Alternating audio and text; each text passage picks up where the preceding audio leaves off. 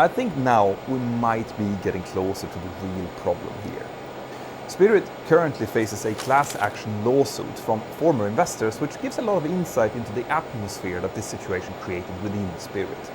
Now, to be clear, since what I will be telling you now forms part of a lawsuit, we're definitely only hearing one side of the story here. But the witnesses that this suit largely relies on are 3 former Spirit employees. And their testimony suggests that Spirit's management was not devoted to a zero defects culture as they claimed that they were. The suit also suggests that Spirit's management knew of at least one of those 737 production issues that I mentioned before, and that they kept it a secret from everyone, even Spirit's investors and Boeing. Remember that first 737 production defect, the fitting of the vertical tail fin we got to know about in April 2023?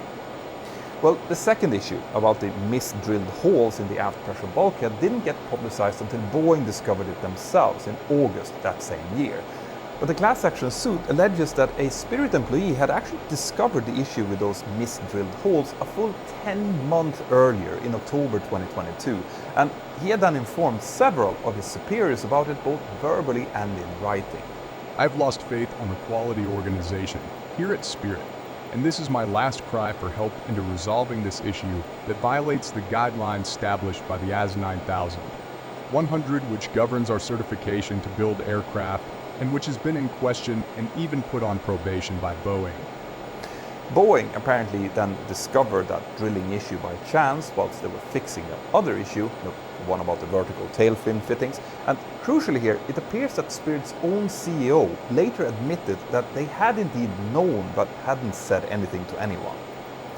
In an interview in September of 2023, Tom Gentile III, CEO of Spirit Aerosystems at the time, admitted to knowing about the misdrilled bulkhead holes before Boeing discovered it.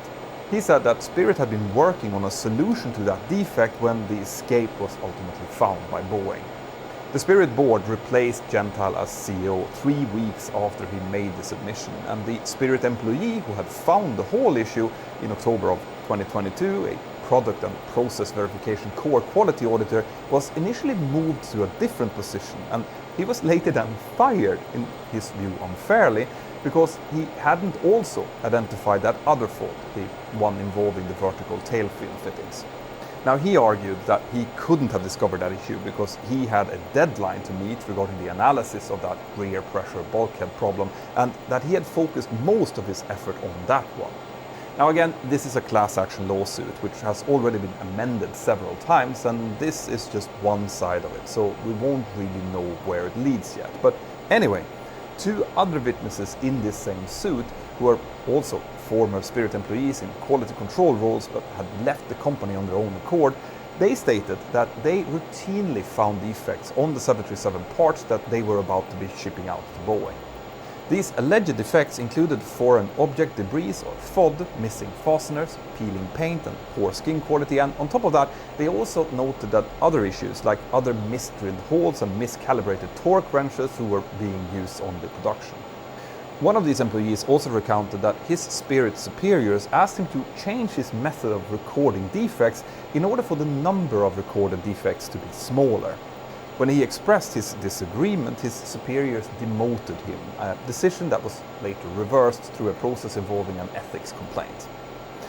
2 of these former employees also specifically stated that Boeing placed Spirit on probation because of this high number of defects.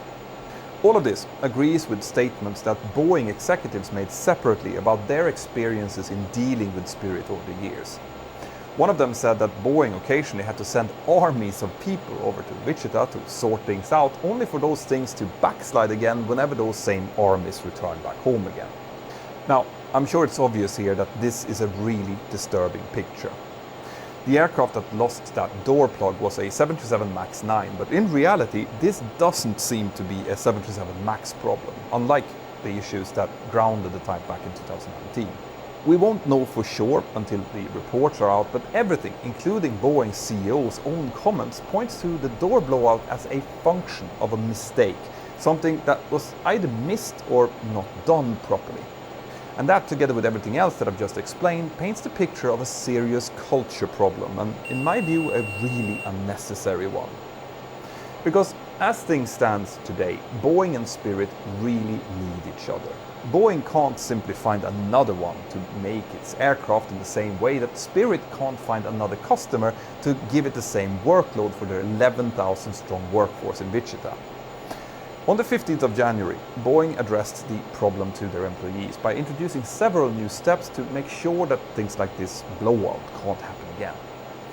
They included more quality inspections both at Boeing and at Spirit sites, team sessions on quality, more reviews of Spirit's work in Wichita by Boeing personnel, and allowing airline inspections at both Boeing's and Spirit sites. Boeing also announced that they had ordered an independent assessment of their quality management system by an outside party headed up by Admiral Kirkland H. Donald from the US Navy. Now, I'm sure that these are all great steps to take, but the really big question here is, will the public be reassured by this going forward? In a recent article in the Air Current, John Ostrower pointed out that fixing the issue who led up to the two 737 MAX crashes in 2018 and 19 was a quantitative process from Boeing's point of view. In other words, in that case, Boeing had to show the regulators and the general public all of the specific changes they made to the aircraft and the pilot training and how those fixes had solved the problem for good, which they also did. That's why the type was ultimately ungrounded. But solving culture issues is potentially much more complicated. And the problem is, of course, that the general public might perceive the problems as being the same. There's something wrong with the MAX. Even though if an individual mistake and poor quality control was the cause to this, this could have potentially happened on another aircraft type that had just been delivered.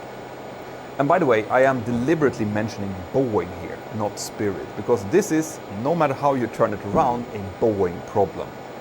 Spirit Aerosystems makes airplane parts. Boeing is the one who makes the airplane. So if Spirit workers forget to do something and Spirit's quality control procedures then doesn't catch it before it leaves the building, well then Spirit will have to answer to Boeing about it, not to an airline or to the flying public. Answering to the airline, the FAA, and to the public is what Boeing now have to do. Unfortunately for Boeing, this event will also likely bring more delays to the certification of the remaining 737 MAX variants, the -7 and the -10. Boeing was hoping for an exemption in the certification of the 737-7 involving delays to the implementation of required changes to the engine and the ice system. And this is obviously looking less likely now. Finally, in my previous video on Boeing and Spirit's problems with the 737 MAX, I mentioned the possibility of Boeing actually buying back Spirit, since on many occasions Boeing's own management have admitted that selling the Wichita operation was a terrible idea. But I ended that discussion by saying that as much as both Boeing and Spirit management might want to rejoin forces, Boeing simply doesn't have the money to do so. They have a lot of other pressing and costly worries before something like this could even be realistic, but could this latest episode actually change that?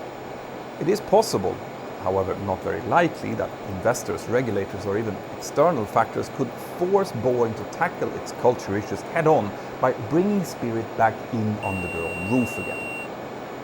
Now, let me know what you guys think about that in the comments below. I love hearing your perspectives, and if you want to have a deeper conversation about this with me directly, then consider joining my inner circle of Patreons. We have regular Zoom hangouts where everyone's questions are encouraged. You can also support the work that we do here by sending a super thanks using the $sign button below or buying some awesome merch. Have an absolutely fantastic day, and I'll see you next time. Bye-bye.